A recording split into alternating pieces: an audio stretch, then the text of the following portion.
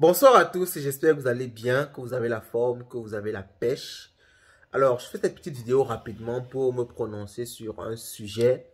Beaucoup de personnes nous ont demandé ce qu'on en pensait parce que vous savez, Light Finance, on a été l'une des premières chaînes à parler du projet Sangocoin. On en a fait des analyses, on a expliqué le projet, on a détaillé les éléments qui étaient à notre disposition, qui étaient à notre portée. Et comme d'habitude, vous le savez, on a toujours une approche de sécurité. Parce que quand vous investissez, l'essentiel n'est pas du tout de gagner gros, mais plus de sécuriser votre capital. Donc, on a apporté, comme vous le savez, des limites par rapport à ce projet. Et on l'a dit clairement qu'il n'était pas question, on ne recommandait pas encore d'investir dans ce projet. Parce que, alors le Sangocoin, à l'origine, c'était pas un projet pour faire... un fois 1000, c'était pas un projet pour gagner beaucoup d'argent. C'était un projet déjà pour soutenir les ambitions de ceux qui ont poussé le projet devant. Et s'il faut le dire, c'est le président centrafricain qui a mis le projet en avant. Mais on a mentionné plusieurs éléments qui étaient problématiques pour nous. Donc, l'élément principal, c'était le fait que ce ne soit pas suffisamment accompagné. On ne savait pas qui était derrière le projet globalement. Et deuxièmement, on a estimé que c'était trop rapide parce que l'adoption du Bitcoin avait été faite.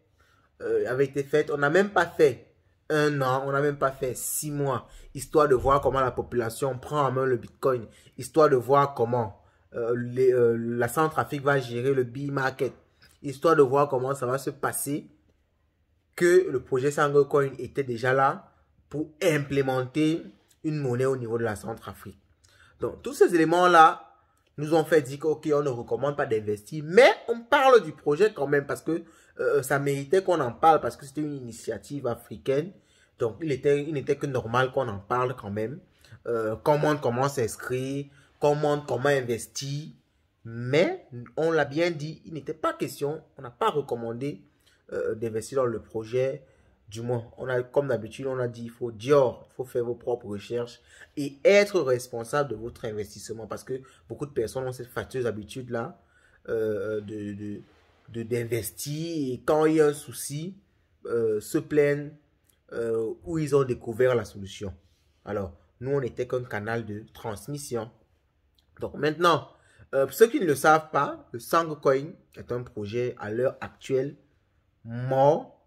Donc, quand on dit mort, c'est vraiment, c'est pour dire que ce sera très compliqué que le projet redécolle. Parce que vous savez, un projet, c'est sa publicité. Un projet, ce sont ses porteurs. Un projet, c'est l'information qui est derrière le projet. Et quand un projet a ses débuts, a déjà ce genre d'actualité-là, il est en général mort. Il faut le dire très clairement. Il est en général mort. Bon, pour ceux qui ne le savent pas, je vais résumer rapidement. La Cour constitutionnelle de la Centrafrique, qui est tout simplement l'organe le plus puissant en Centrafrique. Donc, parce que vous savez, dans un pays, au niveau de la justice, il y a des organes, il y a des, on va dire, des paliers, une certaine hiérarchie. Donc, vous avez la cour, peut-être le chef du village, après, ça monte au niveau de la cour d'appel. Donc, moi, je ne connais pas trop la hiérarchie exacte, mais j'ai quand même quelques éléments pour m'être frotté dans le domaine de la justice. Donc, je connais de nom, mais je ne connais peut-être pas la hiérarchie directe entre les différentes instances. Mais je sais qu'il y a la cour d'appel, après il y a la cour suprême. Donc, la cour suprême en général, dans beaucoup de pays, c'est l'instance vraiment qui est au dernier niveau. Donc, si vous avez un problème au niveau, par exemple, de votre village, vous pouvez voir le chef du village. Et si vous contestez sa décision, vous pouvez aller voir la cour d'appel, je crois bien. Et si vous contestez la décision de la cour d'appel, vous pouvez aller un peu plus loin et cela d'une hiérarchie à une autre. Donc maintenant, la dernière instance, c'est la cour constitutionnelle. Dans beaucoup de pays, c'est comme ça et en Centrafrique, c'est comme ça. Donc il faut bien qu'à un niveau, on s'arrête. Donc la cour suprême, c'est le dernier niveau. Donc après ça, il n'y a rien en fait. Donc c'est l'instance quand vous allez voir, quand la cour suprême rend la décision, il n'y a plus rien à faire. Donc, cette Cour suprême-là a dit, vous ne devez pas vendre le pays. Globalement, c'est ça. Parce qu'il faut savoir que le projet Sangocoin, c'était en quelque sorte, entre guillemets, la vente du pays. Parce que si vous vendez, il y a la nationalité d'un pays. Si vous vendez les matières premières d'un pays, qu'est-ce qui reste au pays? Il n'y a plus rien qui reste. Et c'était ça le Sango Coin, parce que le Sango Coin disait, si vous achetez le Sango Coin que vous bloquez pendant 5 ans, vous pouvez avoir la nationalité centrafricaine, vous pouvez avoir des terreurs en Centrafrique, vous pouvez avoir des avantages sur le plan minier, acquérir des ressources naturelles du pays. Donc vous voyez, c'était en quelque sorte une vente du pays organisée par, on ne veut pas souvent le dire, mais par le président, parce que c'était lui le porteur du projet. On a vu des lives de plusieurs heures. Le président portait le projet. Il faut savoir que c'est son charisme, c'est le fait que ce soit lui qui a poussé beaucoup de personnes à mettre de l'argent. Et si vous vous rappelez, on a fait un live où on investissait dans le Sango Coin. Donc, on parle là comme des éléments, des gens qui ont investi dans le projet. On ne parle pas juste comme des gens qui étaient entre guillemets en train de couvrir juste sur le plan médiatique le projet. Donc, face à ça, le marché, le projet a arrêté de fonctionner tout simplement parce que vous savez, quand il y a ce genre de nouvelles là, ça veut dire que tout ce qui est promis par le projet, rien ne peut être réalisé. La Cour constitutionnelle dit que ce n'est pas possible. Il n'y a pas de recours possible. Donc, on ne peut pas donner la résidence du pays sur la base de la détention d'une crypto-monnaie. On ne peut pas donner les matières premières d'un pays sur la base de la détention d'une crypto-monnaie. Vous comprenez tout simplement que le projet est mort parce que la résidence, les matières premières, c'était les éléments de base. C'était le socle qui définissait le projet Sango Coin. Quand on enlève ça, tout le projet tombe à l'eau parce que qu'est-ce qui va porter le projet? Qu'est-ce qui va faire que la crypto-monnaie prenne de la valeur? Qu'est-ce qui peut faire qu'il réalise la blockchain Sango S? Tout ce qui est annoncé tombe à l'eau. Donc, personne ne peut plus investir dans ce projet. Personne de sensé ne peut plus investir dans ce projet.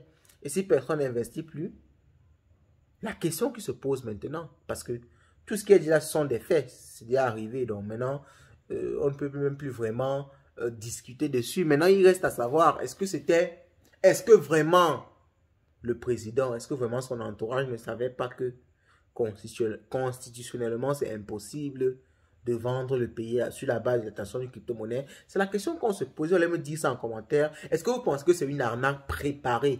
Est-ce que vous croyez vraiment que la présidence, parce qu'il faut le dire, le Sango Coin est géré par la présidence de la République, pas par le gouvernement centrafricain de façon générale, à travers les instances connues, ministère de la Justice, ministère de l'Économie, et ainsi de suite. Non. Le Sango Coin est géré directement par la présidence. Est-ce que comme un journaliste camerounais le dit souvent, J.Rémi Gono, pour le mentionner, ou pour ne pas le mentionner, est-ce que monsieur le président Touadéra, avec le respect que j'ai, n'est pas en quelque sorte un arnaqueur qui a volé l'argent de tout le monde entier? Parce qu'il faut savoir que beaucoup d'argent a déjà été mis dans ce projet. Beaucoup d'argent a été investi dans ce projet. Et il n'y a pas en quelque sorte un audit qui a été fait sur les fonds. Donc on ne sait pas exactement. Bon, à part ce qu'ils nous disent sur le site, on ne connaît pas combien a été investi exactement. Et est-ce que, un autre élément plus important encore, l'argent va revenir aux investisseurs? Est-ce qu'on va offrir la possibilité aux investisseurs de récupérer leur argent? Sans compter qu'il peut-être il y a des dépenses qui ont déjà été faites. Parce qu'il faut comprendre qu'il y avait plusieurs cycles, il y avait plusieurs phases. Et cet argent était bloqué. Donc, on peut comprendre que derrière l'équipe faisait des dépenses, faisait des investissements, sachant que le projet c'est sur le long terme, il y a plusieurs cycles, l'argent est bloqué. Donc, est-ce que tout le monde pourra récupérer son argent investi?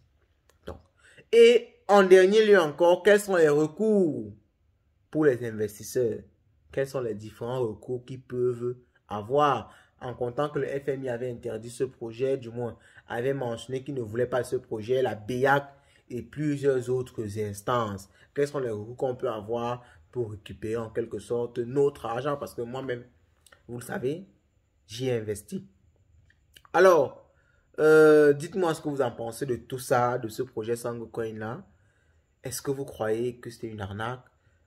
Quels sont les recours appropriés à l'instant T? Et on fera peut-être un live sur le sujet où on en parlera. On prendra le temps vraiment d'en parler. Et bref, laissez-moi ce que vous en pensez et vous passez une bonne soirée. Ciao.